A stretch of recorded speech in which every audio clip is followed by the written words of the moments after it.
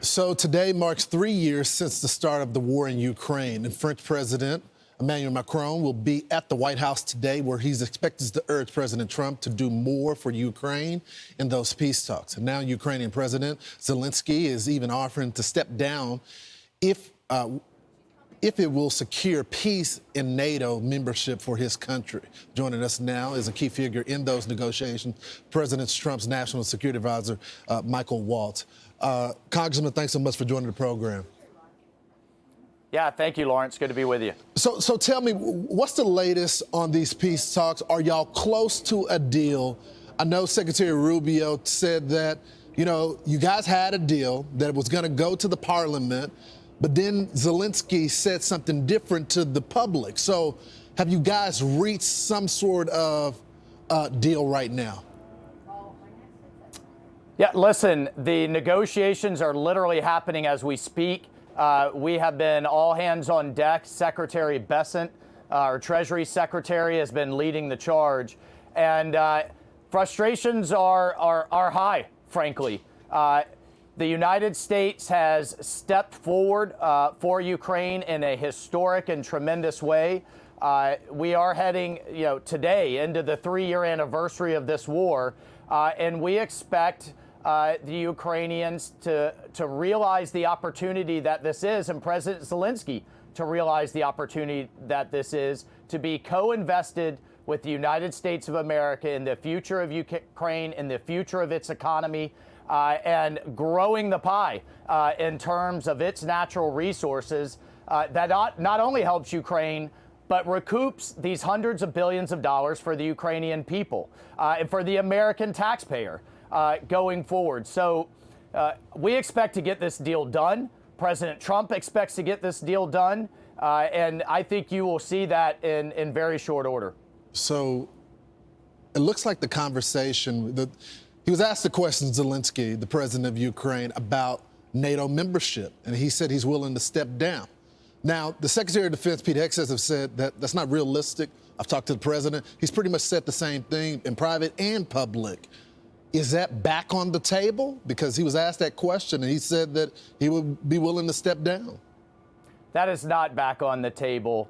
I do not see the United States having Ukraine enter into NATO and then having United States troops essentially obligated immediately in terms of Article 5 or coming to have U.S. troops coming directly in for the defense of Ukraine. That is very different. And I want to be clear on that. We have President Macron coming. We have Prime Minister Starmer of the United Kingdom coming. That's very different than the U.S. commitment to NATO and existing NATO countries. We are absolutely committed to NATO writ large, our Article 5 treaty agreements with other NATO countries, but the security guarantees for Ukraine is a different conversation. One of the things that we fully support is both France and the United Kingdom and other Europeans saying they would be willing to enter into very strong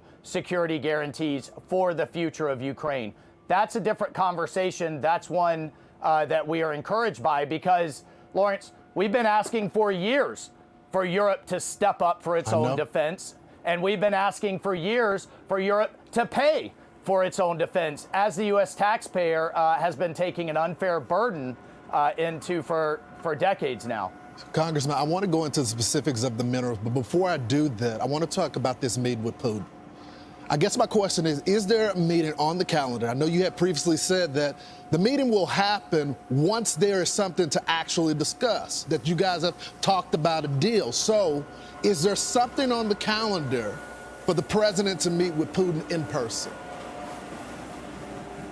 Not at this moment. We're having a series of negotiations and engagements at my level and below. We are having a back and forth on kind of what things would look like going forward, not only to get us to a ceasefire in Ukraine, but what a broader U.S.-Russia relationship would look like going forward. An important first step is Secretary Rubio and his counterpart Lavrov and getting our embassies back functioning again. It's very difficult, Lawrence, to move the relationship forward if we don't have functioning embassies. This is the president talking about the mineral deal. Let's play a little bit of it. We're going to get our money back because it's not fair. It's just not fair. And we will see. But I think we're pretty close to a deal, and we better be close to a deal because that has been a horrible situation. So tell me, specifically, Congressman, what does a mineral deal look like? Does that mean that America, by extension, if we get these minerals, that we're going to guard our minerals as well? Are we talking about a large portion of minerals, part of Ukraine? What does that look like? Well, look, I mean, for example, there is enough aluminum if their refineries were fully capable, if we had that outside investment for U.S. imports for an entire year.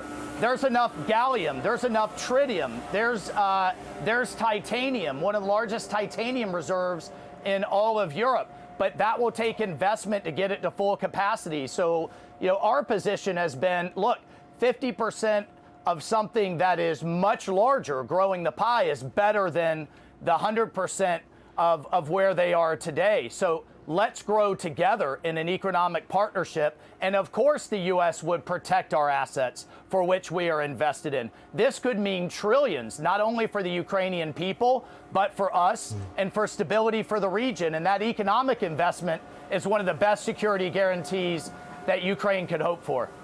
You know, Congressman, before I let you go, I got to talk about the Israel-Hamas deal. And it looks like they're asking for an extension here. Last week, something tragic happened. They sent the bodies back, 3 bodies. 2 of them were the children, but the mother was not there. They have since brought the mom back home. It doesn't look like Hamas is being an honest broker here. And I know the president has said previously, all hell is going to break loose in the Middle East. Is Hamas listening to the president? Oh, Hamas has listened to the president.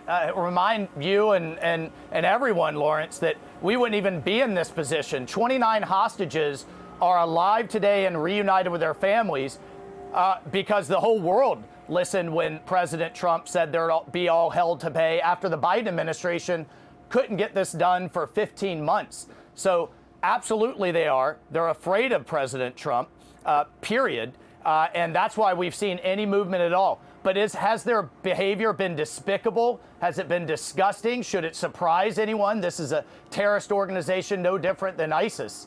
You know, really the needle we're trying to thread right now is getting all of our hostages out. At the same time, though, Hamas will not rule Gaza, period. They have a couple of off-ramps that we put on the table, but Hamas will not rule Gaza. They will not cause another October 7th, and we will work with Israel to make sure that doesn't happen. Yeah. Anybody that knows the president, I don't think it's best to call his bluff. Thank you, Congressman. I appreciate you.